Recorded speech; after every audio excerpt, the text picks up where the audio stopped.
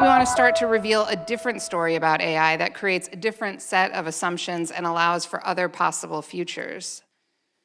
One of the assumptions that has come out of the story that the industry tells is that the public doesn't really care about AI or think about it as a policy issue that much. But as you'll see tonight, that's not actually true. In fact, they do care, and they want elected officials to do something about it. So as we bring those voices into Sacramento, of course, it's important for us to understand how people in California are thinking and feeling and understanding AI in this moment. But it's also important that we help lawmakers and media and other decision makers understand how everyday Californians are feeling in this moment. So that's what we're going to talk about tonight. And we're going to start by sort of revealing some of the research that we've done over the last 6 months. And that's going to be presented by Daniel Stone. Daniel is the principal of Diffusion.Au. He's also a senior researcher at the Minderoo Center for Democracy and Technology at the University of Cambridge in the UK. And Daniel has a long career in progressive political messaging in Australia, which informs this work. His work now focuses on understanding what AI is and how that leads, understanding how people understand what AI is and how that leads them to different political attitudes. So to start us off, please welcome Daniel Stone.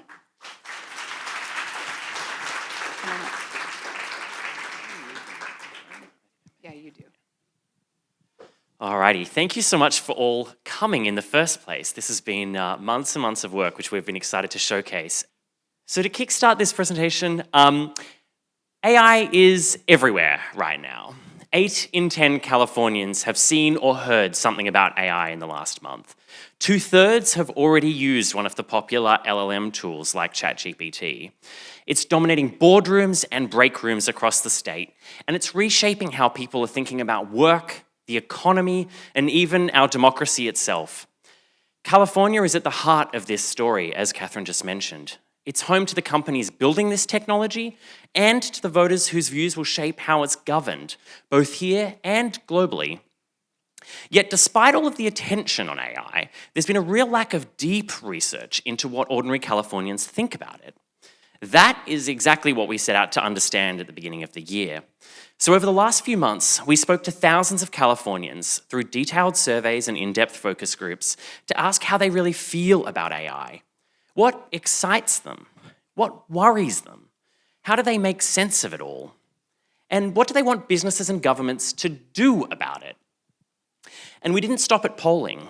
We built a complex segmentation model that uncovers the hidden mindsets behind Californian attitudes towards AI. What values drive them and what move them to act? And this isn't just descriptive, this is actionable. It shows us who to mobilize, who to persuade, and how. Where there are risks, where resources or education might be most needed if we want to win public trust for a legislation. And this is the first time a model like this, originally developed to understand public attitudes around climate change, has been used to map attitudes towards AI. And it comes at a critical moment. Elections are approaching, public anxiety is rising, and so over the next 20 minutes, I'll share what Californians really believe and why those beliefs hold key to building trust and shaping the kind of future people will actually stand behind. So to kick us off, when we begin focus group conversations, there's a real sense of optimism and hope. I was really struck by that. When you talk to people across Europe or across the United Kingdom, there's a real lethargy or real negativity around these tools. But people in California want to believe they will make their lives better somehow. And they will often talk about that in the context of innovation. So here we asked people there which things they think will have a positive or negative impact because of AI. And you can see here 65% of people think it'll have a positive impact on innovation. However, one thing that was kind of came out of the groups that I really thought is worth qualifying is that when you ask people what innovation means for them, they'll say things like cheaper groceries each week, lower energy bills, that it'll be easier to see a doctor, or maybe that their morning commute will be a little bit faster. It is not what we often hear in policy roundtables about being globally competitive or funding R&D or boosting productivity. There's radically different views on what this benefit might be, even though the language seems pretty similar at first look. We also found that there's one real question that starts to unpick that off-the-cuff gut optimism. And that is if you ask people, who do you think will actually benefit from these technologies? When you do, as you can see here, 59% of people think that only the wealthiest households and corporations will actually benefit, to only 20% of people thinking that working people or the middle class will benefit. And this is a completely bipartisan position as well. Even Republicans or any other factor you might try and split this out on that typically represents conservatism, all agree that that's probably the direction we're headed. One thing that I didn't fully expect, though, is how people define who those wealthiest households and corporations are. We didn't see the thing that we often see when we're doing research on taxation or something, that if you work hard, you'll break through. No, there is a real sense that the only people who'll benefit here are the ultra elite. People like Elon Musk or Sam Altman or Mark Zuckerberg, people you can name. There was also a strong sense that this is, even amongst some of the wealthier people we spoke to, that this is going to negatively impact the traditional upper classes too. If you don't actually own the corporation, you're going to be pretty screwed. And ultimately, as a result, people are really concerned. 55% of people across the state are really concerned about the future of AI. 28% of people are very concerned, to only 33% of people who are feeling excited about the future. And to come back to the bottom half of the graph I showed earlier, you can see a pretty clear picture about what people see as the potential negative impacts. They think it's going to impact jobs. They think it's going to impact workers' rights, and income inequality, first and foremost. And those four things together are a pretty clear trend and a pretty clear theme. This is a concern about, ultimately, economic inequality. But it's not just about the money. It's also about the way that these ultra-elites are perceived to be rewriting the rules of our society. It's a much more sort of constitutional concern, not just an economic one. People would say things to us like, all the data they're collecting and what it's going to culminate to, it's definitely just for their advantage over us. All their money and all their lobbyists will control whatever commission we set up and we'll lose control. They think they're above the law and nobody stops them. They're only building this stuff to cut us out and keep more for themselves. Along with plenty of examples about how people have seen this manifesting in everything from ticketing to airline tickets to their health insurance. It's a concern that people are rewriting the rules without any public accountability or oversight. The speed of change also is terrifying people. 48% of people think the rate of change is far too fast. Only 4% of people think it's happening too slowly. And this was another thing we saw a lot of uniform agreement on in our focus groups too. It's already happening way too fast. It's only going to get worse. Companies are ramming these things through too fast and it feels sketchy. Honestly, it's freaking me out. And I just keep thinking, who's going to step in? Somebody has to do something before this goes too far. Now, fortunately, Californians have a real sense of consensus about who they want to act, something that isn't necessarily true in other states. But here, 70% of Californians say that we need strong laws to make AI fair. They think the government has a critical role to play here. And that they believe that voluntary rules simply don't go far enough. They do not trust companies to self-police. Also encouragingly, 9% more trust California to act over the federal government. There's a belief that if something's going to happen, it's going to happen here. However, there is something a bit darker hiding behind this number that I call the sort of regulation paradox, the regulatory paradox, which is that trust in government to control AI is generally pretty dark. It's generally pretty negative. You can see here, obviously, 59% of people don't have a lot of trust that the Californian government can control AI, to 64% not having a lot of trust in the federal government to control AI. Things are better in California. If you had to pick one, I'd rather be the Californian government, but you're not in a great place. And at first, we were trying to work out, where is this coming from? Is this sort of for those of us who are old enough, we remember George Bush talking about a series of tubes, and we think maybe legislators just don't have the literacy to manage this. Maybe we need to hand it over to the experts.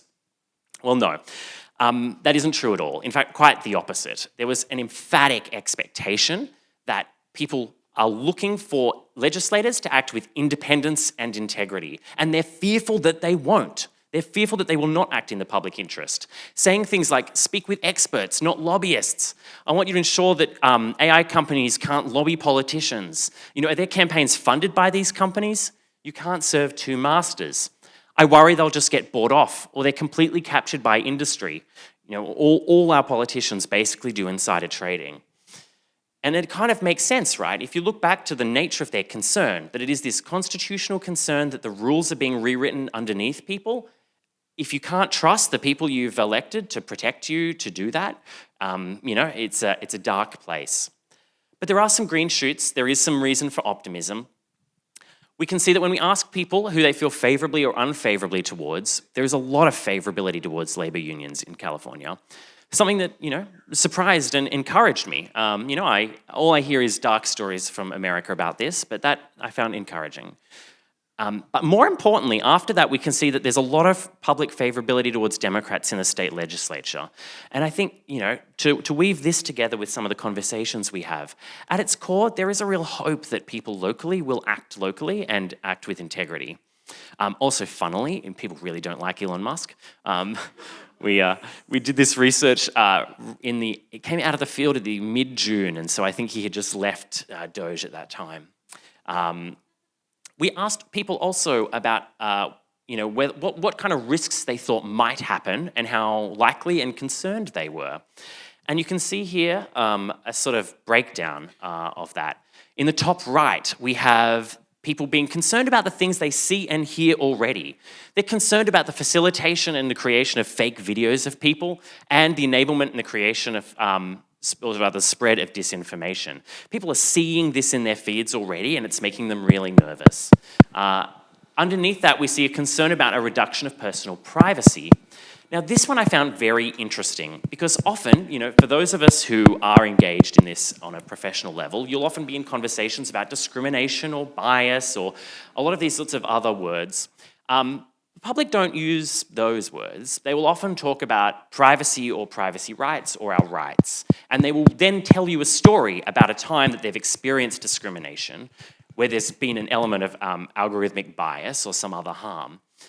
So I very much interpret that as an explicit reference to feeling the effects of how these algorithms can be very unhelpful and very punitive to individuals.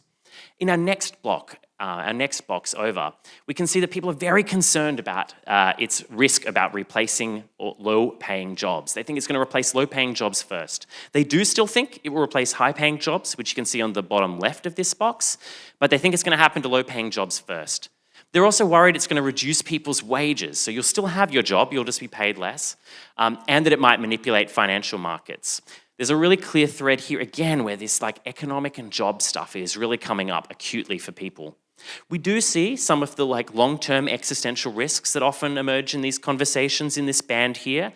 People are mindful about them, they're concerned about them. My personal favorite is that if you look down in the very bottom, people are generally think that it's very likely that AI might take control of nuclear weapons, but they're just not very concerned about it, which I think is quite funny and quite sweet. Not to mention a bit of concern about energy and environmental impacts as well. But we then went on and asked folk, if you were the governor for a day, what would you do? What would your, if you could do anything, what would you pass? And people had 4 different types of suggestion. Our first 2 kind of link in with those immediate harms people are already seeing and experiencing. They want to see more tangible protections for privacy and more control over their privacy, suggesting things like the right to preemptively opt out of AI systems or mandatory labeling of AI-generated content and tools. They also really, really wanted these things to be enforceable and to have some real substance. There was a real skepticism that this sector is just full of platitudes and spin, and they want to see something with meat. So they want bans on discrimination in areas like housing, hiring, and finance with real enforcement mechanisms and meaningful penalties. After that, they moved on to talking a bit more about jobs. As I mentioned, this is a bit more of a speculative category. People aren't really sure exactly what we should do, but when they were throwing up ideas, they suggested things like companies that are automating should be required to create new jobs in equal proportion or pay into a fund for those who are displaced, not necessarily just a retraining fund, but a subsistence fund.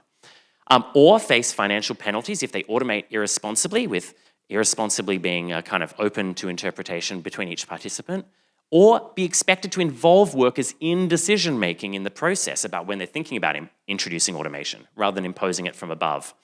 And then finally, we saw voters really want to actually reinforce and protect that independence they find missing, they find lacking. They wanted to introduce stronger oversight laws that penalize legislators that don't act in the public interest. They want a ban on policymakers holding AI-affected stocks, and they want more tracking and reporting on job losses and other labor and environmental impacts. So both the public, the Fourth Estate, and also legislators have more substance to start making policy decisions from. As I mentioned up front, we also ended up developing a really interesting new way of thinking and looking at the community. So traditional polling is really useful. It shows us what's happening across the state and how it breaks down by demographics. It's sort of like a way of taking the temperature, so to speak, at any given moment. But we know that demographics only tell part of the story. The people who look identical on paper can have radically different values, fears, and motivations. And so we went deeper. Inspired by Yale's Six Americas study, we used a clustering process to uncover the hidden mindsets driving attitudes to AI, what moves people to act and what holds them back. And with this map, coalitions and legislators can finally see the landscape a little bit more clearly. Where to prioritize, where there's risk, who to mobilize, educate, and where more resources might be needed. It also lets us track change over time and see whether messages are working. And because we've standardized this tool, anyone, from legislators to membership organizations to journalists, can classify their own supporters or districts with just 6 questions and start to make better strategic decisions. So who are these tribes? Who are these groups? What are these mindsets? Let me give you a quick round-the-world tour. They break down into these 5 groups. Firstly, our market optimists. They make up to 14% of the Californian population. They're ambitious, they're tech-savvy, and they're disproportionately men. They see AI as a personal opportunity, not a political issue. They trust the market, and they fear regulation, and they mostly want to stay out of the political fight. They're not very civically engaged. Meanwhile, our hopeful regulators are, on paper, pretty darn similar. They have a similar ethnic mix, similar age mix, similar geographic mix. They feel very similarly about AI. They're very excited about the future and its potential. The bit where they separate is that they think we need more regulation and that they don't believe that tech alone will naturally address social issues. They think an intervention is required. These are much more strongly democratic voters who want the government to harness AI for the public good. One thing I actually skipped over with the market optimists actually is that they are net GOP, but there's a big blend of both Democrat and Republican voters mixed in there as well. Party is not a good indicator of how people feel about AI. After that, our pragmatic skeptics make up to 14% of the community. They're younger, they're often female, and they have a strong sense of how the world works, who is doing what to achieve what results. And they're really worried about jobs, inequality, and privacy. They're wary, they're cautious, they don't really trust a lot of people who are working on this topic, but they are persuadable. They're waiting for real protections, not empty promises. They have a high bar to feel like they'll trust whether your thing is going to work or not. After that, we have our alarmed populists. Now, these people are older and incredibly anxious. They have off-the-chart levels of concern about AI. I say off the chart in a kind of flippant way, but 96% of them are concerned about the future direction of AI. It's very strong. And they're also very politically engaged, but they're gripped by a sense of powerlessness. Without a clear world model about who is doing what here, they latch on to much more dramatic narratives. You know, these people have no understanding about how these tools work and just find the whole thing magic, and it freaks them the hell out. So even though they don't understand how AI works, they are absolutely certain that it is being used against them in a punitive way. Then lastly, we have our final block, the cautiously disengaged, who demographically look very close to the state, given that they're a big slice of it. And they're largely defined by being quite civically engaged, but just not particularly focused on AI. They're fairly like, I don't know, it's a thing. I don't have strong feelings about that. But their gut response, when prompted, is still very cautious. They are concerned about the direction of travel, they support stronger safeguards, but they won't mobilize until it feels relevant for their lives. So this is where the public starts, fragmented, cautious, and skeptical. The next question isn't just, what do we say to them? It's what foundations need to be in place for anyone to act? Because one of our most important findings is, without trust, the gains many legislators have been promised won't materialize, not politically, not economically. Which takes us to this page where if we fix the fears, we'll be able to free some of the gains we've been promised. But unless we write the rules in daylight, enforce them with teeth, then innovation won't earn people's trust, and we won't be able to start seeing some of this, magic dividend that we've been promised in the core parts of our economy that are much more resistant and traditional and cautious about change. So to kind of summarize, there's a really strong mandate. Voters want California to set enforceable AI rules, and they want us to do it now.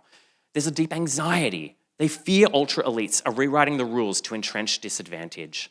There's conditional trust, but they're wary of government motives, and they do want to have faith. They do want to trust we can do something about this.